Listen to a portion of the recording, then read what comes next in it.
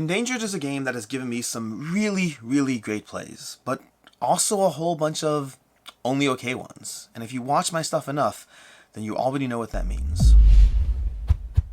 Hey, I'm Alex Radcliffe from Board Game Co. And today I'm reviewing Endangered from Grand Gamers Guild. And I'm sort of reviewing this with the new species expansion and the promo packs and the this and that. And what I mean by that is Endangered is a, well, scenario-based game in which you're going to have a variety of animals that are going to construct these basic scenarios that use the same general construct but all have their different rule sets added in. The new species expansion gave you more of the same. The base game came with tigers and I always forget what else it came with. It came with tigers and sea otters, and the expansions came with a bunch of other species you could mix in different ways, again, using the same gameplay structure, but just more content for that. So I've played a whole bunch of expansion species, so consider this an expansion, consider this a review of all of that stuff. But let's go ahead, let's dive into this. What is this game doing? How does it work? And all of that.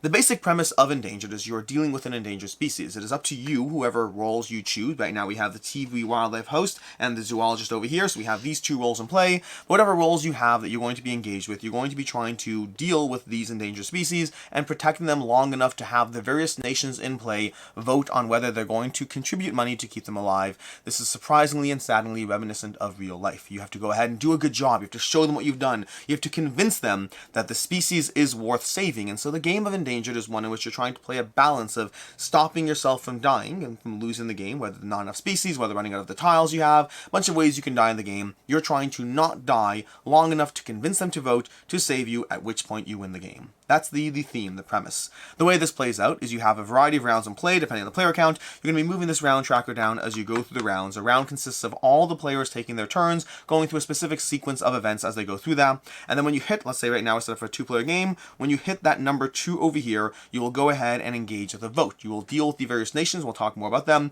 and you'll see if they will vote to save the species, or not. In which case you go down to the next round over here.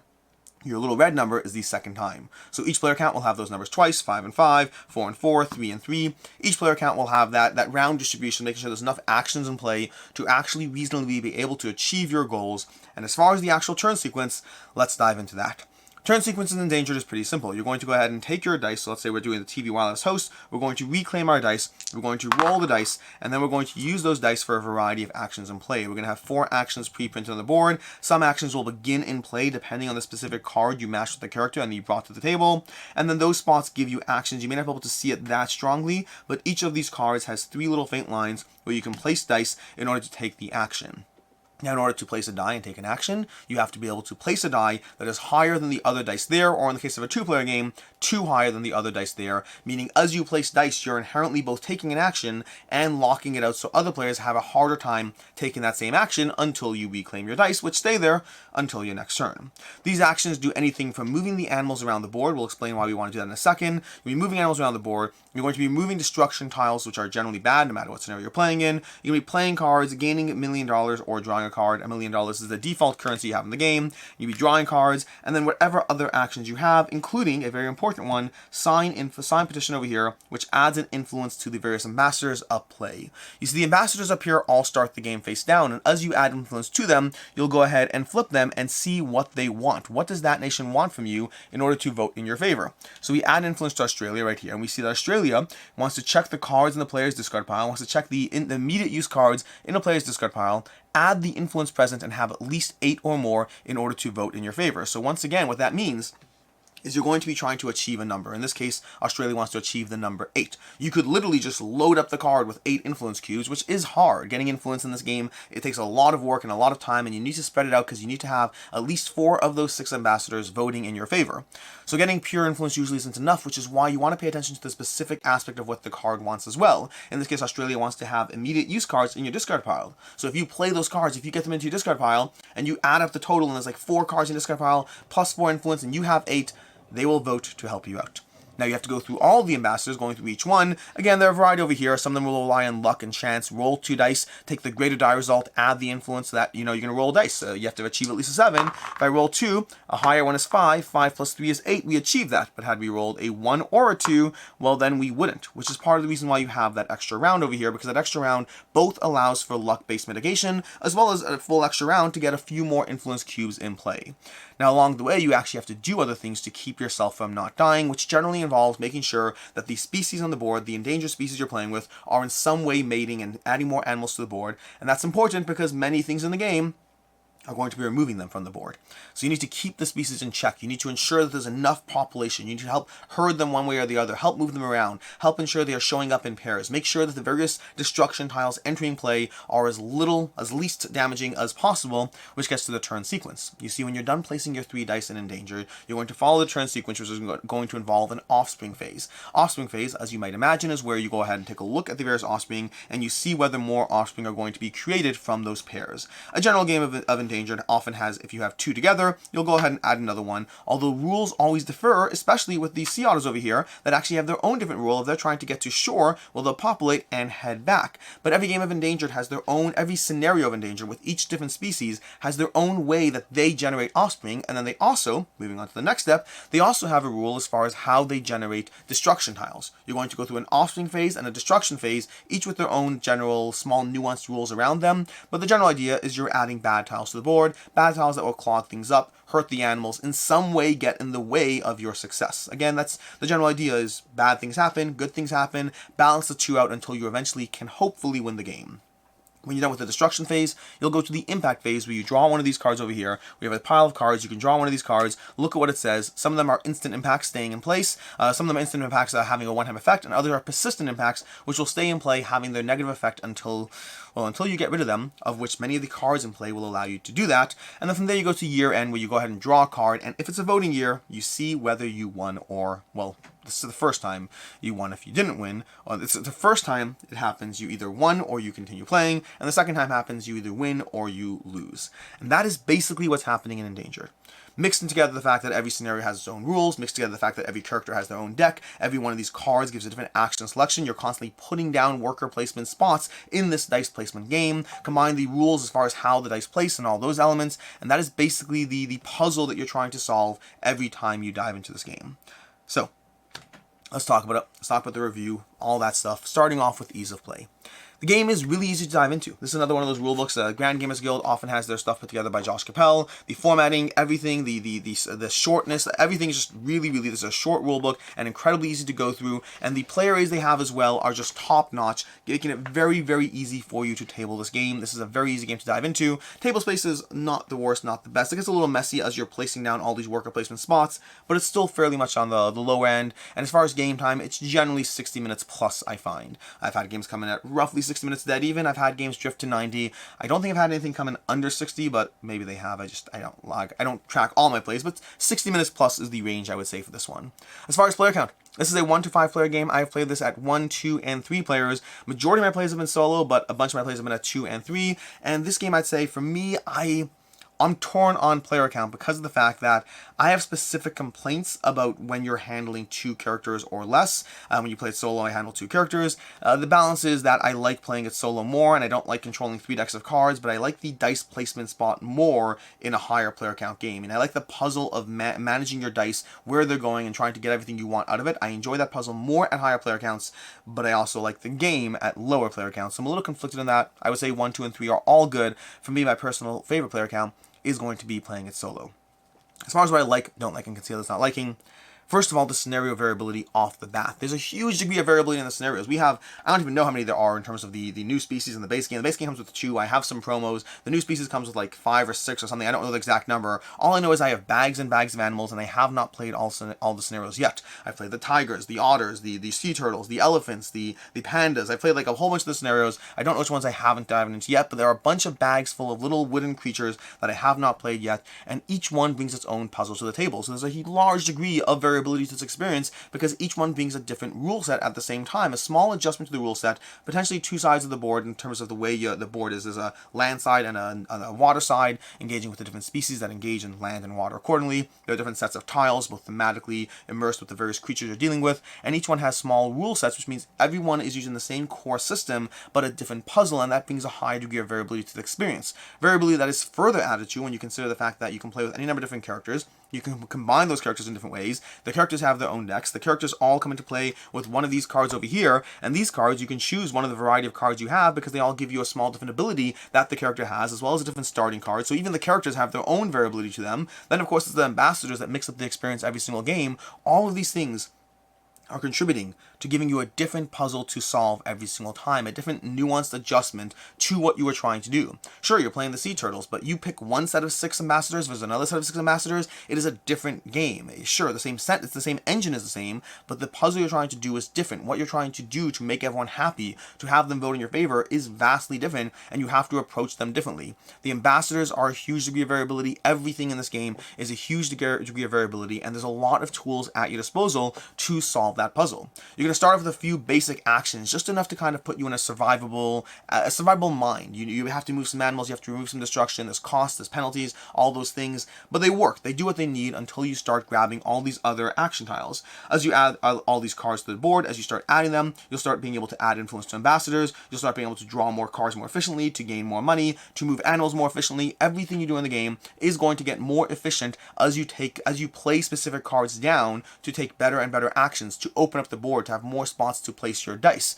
And so that gives you a large degree of just options. How do you want to engage with this game? What about the impact cards? Are the impact cards getting in your way enough or not? Do you need to start discarding some of those permanent impacts, or maybe not? Maybe some of the impact cards are actually giving you good things, because that will happen too. And so you're constantly balancing the current board state, the ambassadors you're playing with, the scenario you're playing with, all of those aspects against the fact that there's a million things you can do.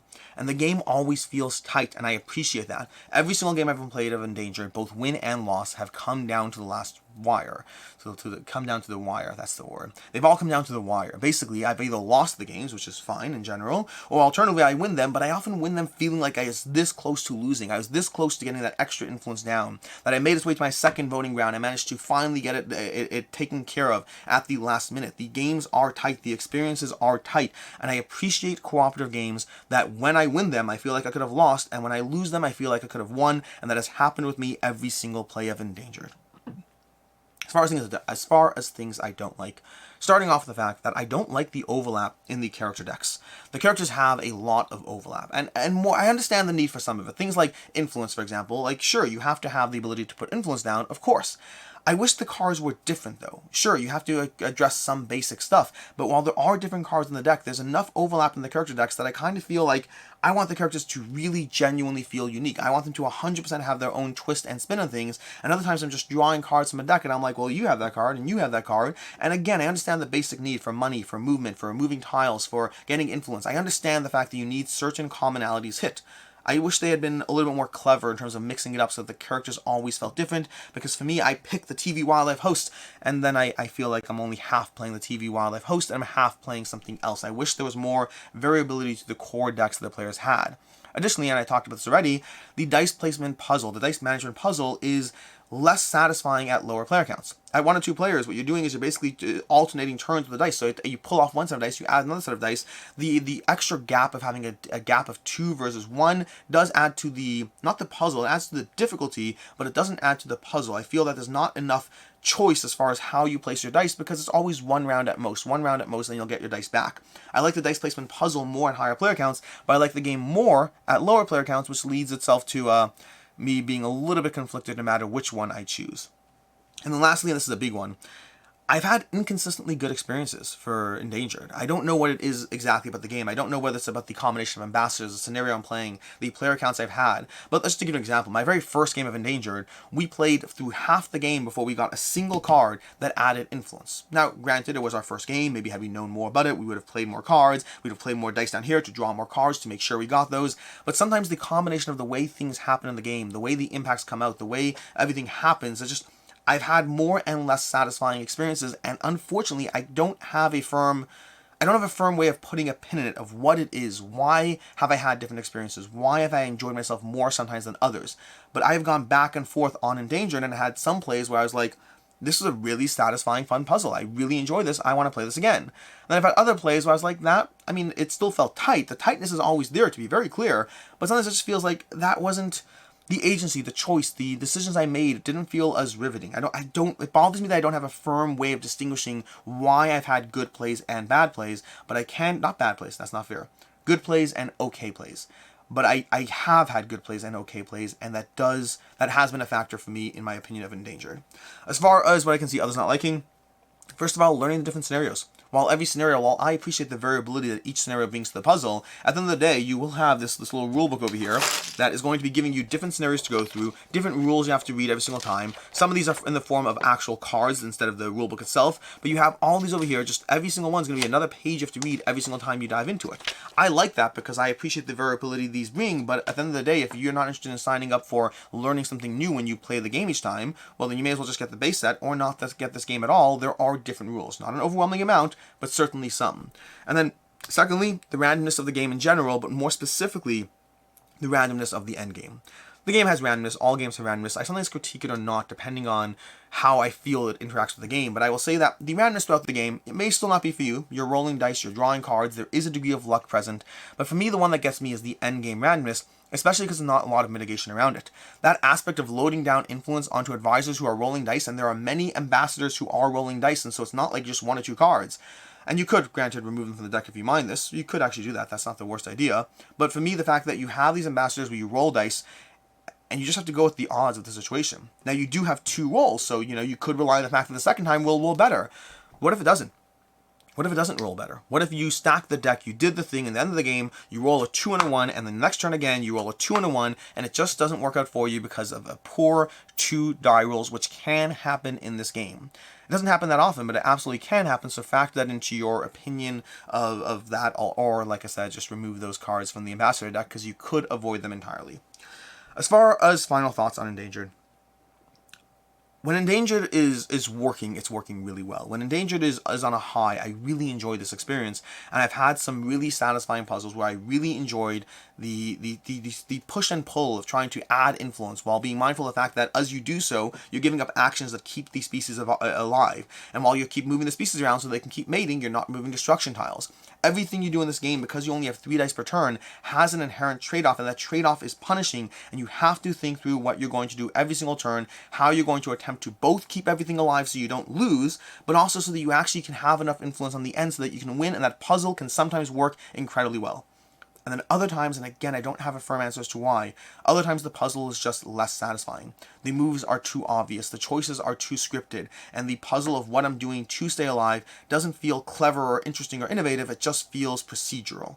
I don't have a firm answer as to the combination of cards, of scenarios, of ambassadors. I don't have a firm combination, but it could be that the high variability that I like in Endangered also leads to a little bit of inconsistency in the experience I get, and for me, that is a problem. I don't like owning games that if I look at it on the shelf, I'm not sure if I'm going to pull it off the shelf because I don't know what type of play I'm signing up for. And with Endangered, it has been 50-50 for me. The great games versus the only okay games have been 50-50.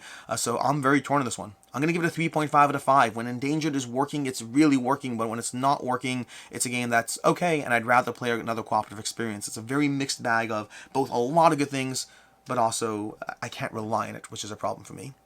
As far as other game recommendations, first of all, Roll Camera has another similar kind of very unique theme going on, especially in terms of the dice, the cooperative dice placement, the way you engage in these creation of movies. It's another dice placement cooperative puzzle that is very interesting and also lives in its own, like I said, unique theme. And then secondly, Ultra. Ultra is a little different as well, but it's also cooperative, also a lot of dice, not really dice placement though, more moving around the map, taking actions, but that also has a degree of scenarios that you're going to be engaging with, similar to the way you have in Endangered, although Ultra feels less replayable, and Endangered does feel more replayable to that sense. But both of them give you, all 3 of these games give you solid cooperative puzzles as far as the games you're engaging with and the specific themes and differences and all those other words that I'm not really saying very clearly. But all 3 of these are good games is what I'm trying to say. In any case, and until next time, I'm Alex Radical from Board Game Co. I hope you found this video helpful, and as always, have a good one.